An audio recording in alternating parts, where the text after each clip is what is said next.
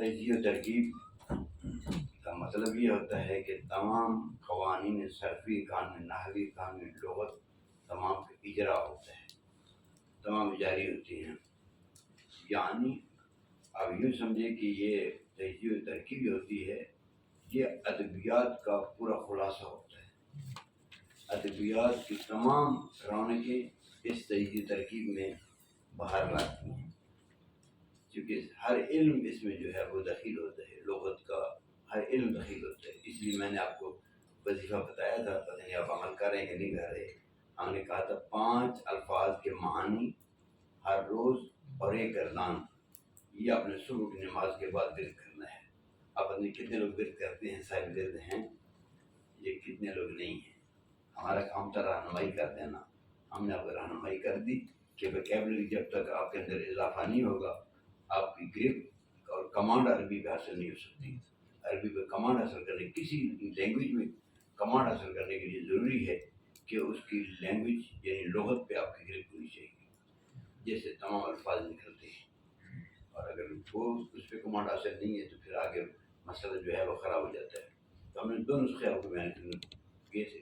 ایک نسخہ یہ تھا کہ آپ ہر روز 5 الفاظ کے معانی آپ نے صبح کی نماز کے بعد ذکر کرنے ہیں، یاد کرنے ہیں. نمبر 1. دوسرے کیا کہا تھا کہ ہر روز ایک گردان آپ نے یاد کرنی ہے، دہرانی ہے. کیونکہ یہ وہ چیزیں علم ہیں، علم کے بارے میں مشہور ہے العلم وحشی من ترک یمشی. علم ایک ایسا اجنبی چیز ہے جو آپ چھوڑ دیں گے وہ بھاگ جائے گا. العلم وحشی من ترک یمشی. علم ایک ایسی چیز ہے، وحشی ہے یعنی اجنبی ہے، یعنی بھاگنے والی چیز ہے. جو ہی آپ چھوڑ دیں گے وہ بھاگ جائے گا. اس کے لیے مرور اور دہرانا جو ہے اس کو مانوس کرنے کے لیے ضروری ہے. وحشی کو مانوس کرنا پڑتا ہے. مانوس آپ حیوان ترین چیز کو بھی آپ مانوس کریں، شیر جیسے حیوان کو مانوس کریں گے تو وہ مانوس ہو جائے گا. دیکھیں یہ سرکس میں سارے شیر جو بھاگ دوڑ رہے ہیں یہ مانوس کیے جاتے ہیں، تب یہ سارے اس کے ان کے اشاروں میں ناچتے ہیں. اور اگر وہ مانوس نہ کریں تو ان کو کھا جائیں. تو شیر جیسی چیز اگر آپ مانوس کر لیں تو وہ آپ کے اشاروں پہ چلتا ہے، اور اگر آپ مانوس نہ کریں تو آپ کو کھا جائے. تو لہٰذا علم جو ہے بڑی نازک چیز ہے، اس کو انس دینے والی بات ہے. آپ کا دل مانوس ہونا چاہیے، اور انس جو پیدا ہوگا کس طریقے سے؟ دہرانے سے. العلم حرف و تکرار الف. کیوں کہا گیا ہے؟ اس لیے کہ آپ دہرائیں گے، اس کو بار بار دہرائیں گے. اور میں نے جو وظیفہ آپ کی خدمت میں پیش کیا یہ انتہائی مختصر اور سادہ وظیفہ پیش کیا تھا کہ صبح کی نماز کے بعد ایک گردان ریگولر شروع کر دیں. آپ بسم اللہ پڑھ کے فعال یا پیروں کی گردان سے ضرب یا ضربے سے شروع کریں. ضربہ بے شک آپ نے پڑھی ہے، وہاں سے شروع کر لیں. ہر روز ایک گردان تک بوجھ نہ پڑے، بوجھ آپ پہ بوجھ نہ پڑے. ایک گردان روزانہ آپ جو ہے آپ نے ورد کرنی ہے. اور دوسرے 5 الفاظ کے معانی، زیادہ نہیں، 100 نہیں، 10 نہیں، تک دل اکتا آ جائے.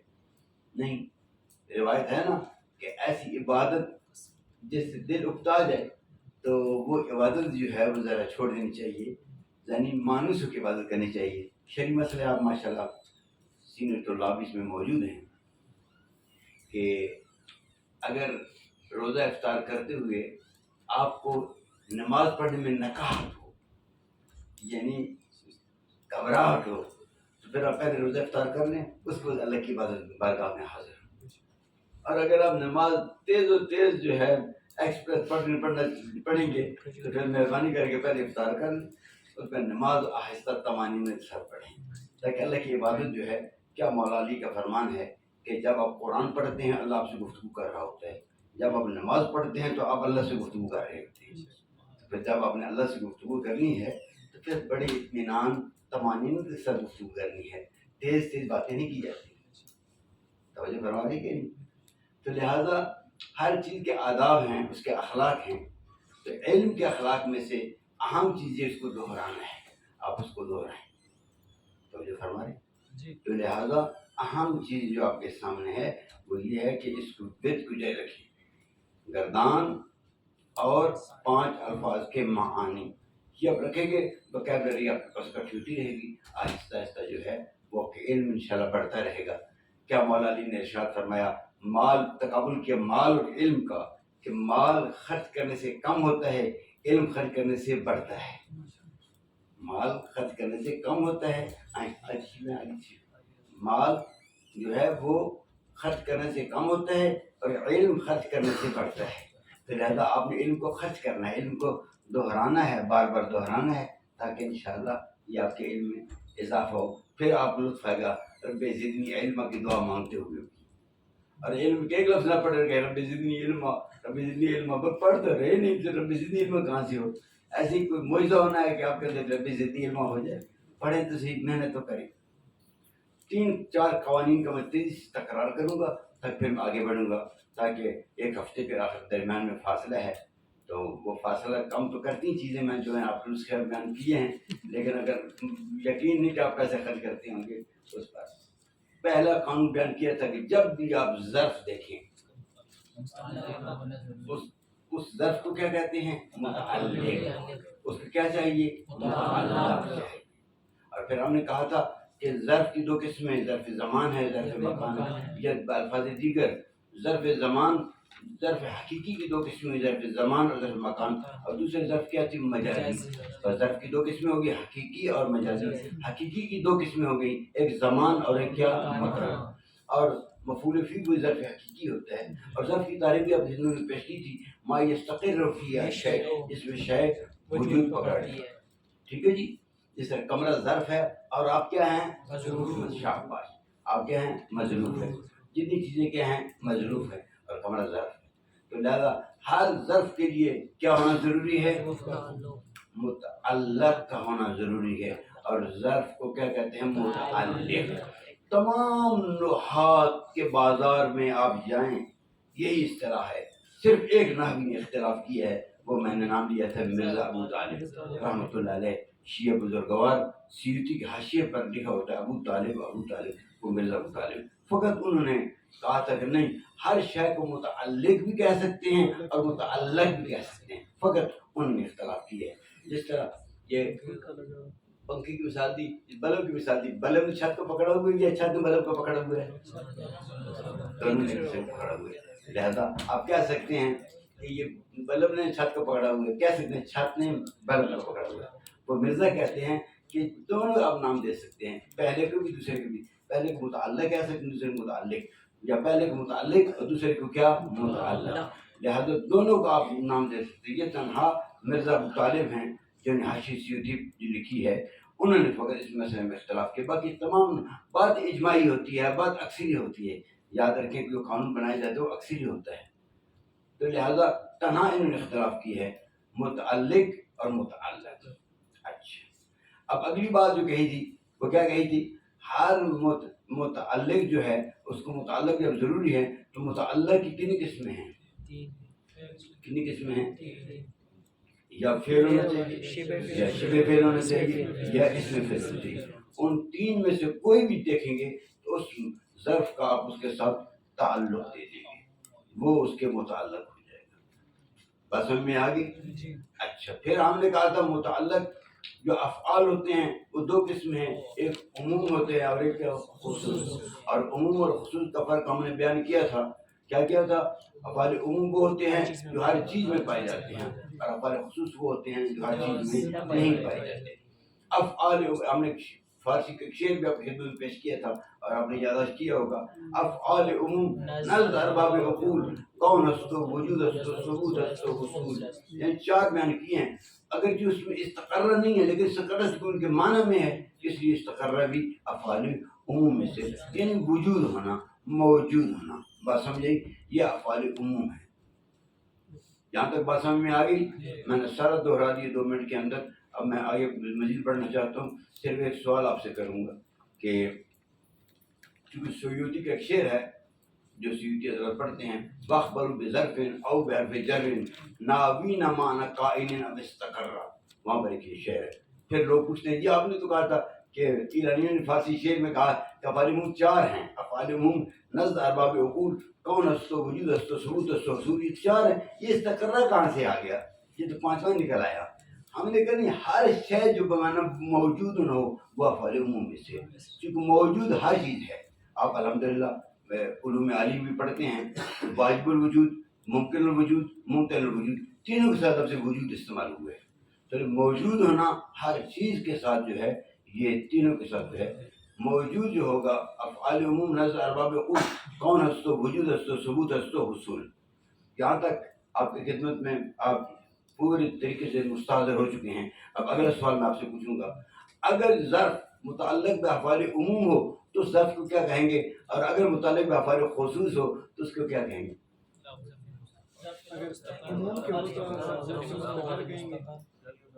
شاباش.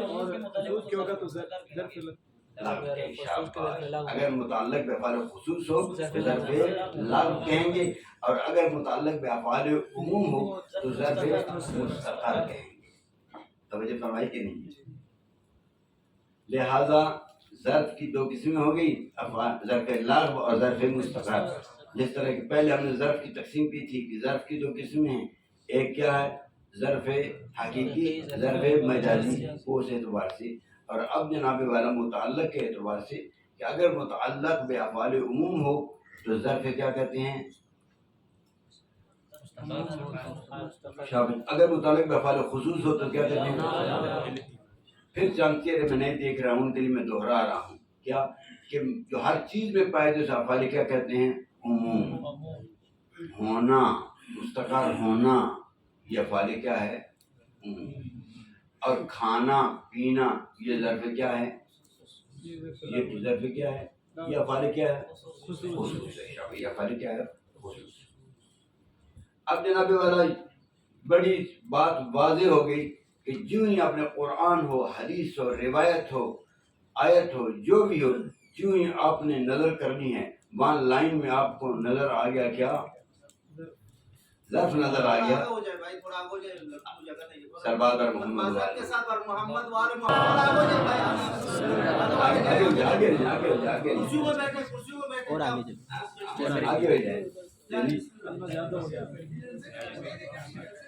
آگے آج پتہ لگا کہ آغا صاحب موجود ہیں، لہذا ان کی برکت سے بسترے سارے بند ہو گئے، ٹھپ گئے. لہذا ظرف لغو اور ظرف مستقر، ظرف لغو اور ظرف مستقر آج ہم نے اس سے آگے بیان کرنا ہے کہ ظرف لغو کو لغو کیوں کہتے ہیں اور مستقر کو مستقر کیوں کہتے ہیں. اس اصطلاح کا ہم نے آج جو ہے وہ حلاجی کرنی ہے، اس کا پریشن کرنا ہے کہ لغو کو لغو کیوں کہتے ہیں، مستقر کو مستقر کیوں کہتے ہیں. یہ لغو اردو والا لغو نہیں ہے، یا اخلاقی لغو نہیں ہے بیہودہ جس کے معنی ہے، یا عدل جس نام میں ہوتا ہے، وہ عدل جو ہے وہ عدالت سے نہیں ہے، اس عدل کا اور معنی ہے. لہذا ہر علم کی اپنی اصطلاح ہوتی ہے. میں نے پہلے دن عرض کیا تھا ہر علم کی اپنی اصطلاح ہوتی ہے. کبھی تو کہا ایک جملہ مشہور ہے، فلا مشاحۃ فی الاصطلاح، اصطلاح میں کوئی جھگڑا نہیں ہوتا. ہر علم کی اپنی اصطلاح ہوتی ہے، لہذا اس میں کوئی جھگڑا نہیں ہوگا. فلا مشاحۃ فی الاصطلاح کہ اصطلاح میں کوئی جھگڑا نہیں ہوتا، ہر علم کی اپنی اصطلاح.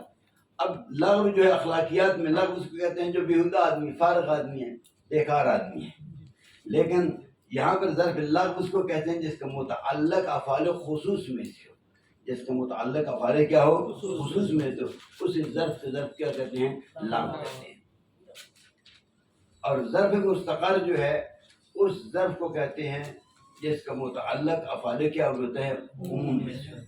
متعلق افعال کیا ہوتے ہیں؟ عموم میں سے. اب ظرف لغو ظرف مستقر کی تقسیم آپ کے ذہن میں آ گئی. اب میں آپ سے پوچھوں گا صمت یوم الجمعۃ، ترکیب پہلے شاباش، آپ تو بڑے ماہر لوگ ہیں ترکیب میں. صمت یوم الجمعۃ،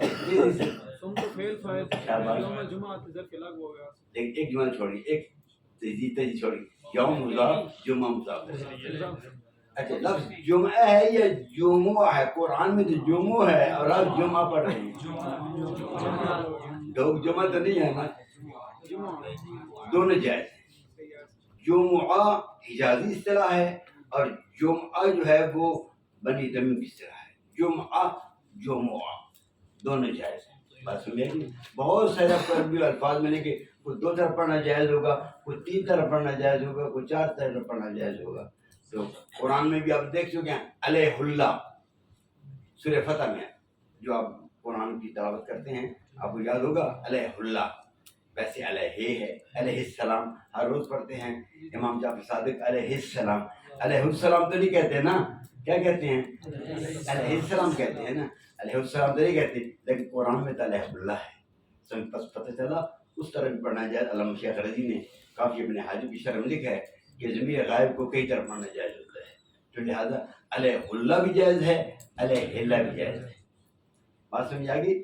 جس طرح کے مالک یوم الدین پڑھنا بھی جائز ہے، انشاءاللہ کے بیان کریں گے، ملک یوم الدین میں پڑھنا جائز ہے، کوفو 1 پڑھنا بھی جائز ہے، کوفو ان پڑھنا بھی جائز ہے۔ جو آپ بالغ علمی ہوتے جائیں گے تو انشاءاللہ آپ کے علم میں اضافہ ہوتا جائے گا، اور یہ چیزیں جو ہیں آپ کے نوٹس میں آتی رہیں گی، اس طرح پڑھنا بھی جائز ہے۔ جس طرح کہ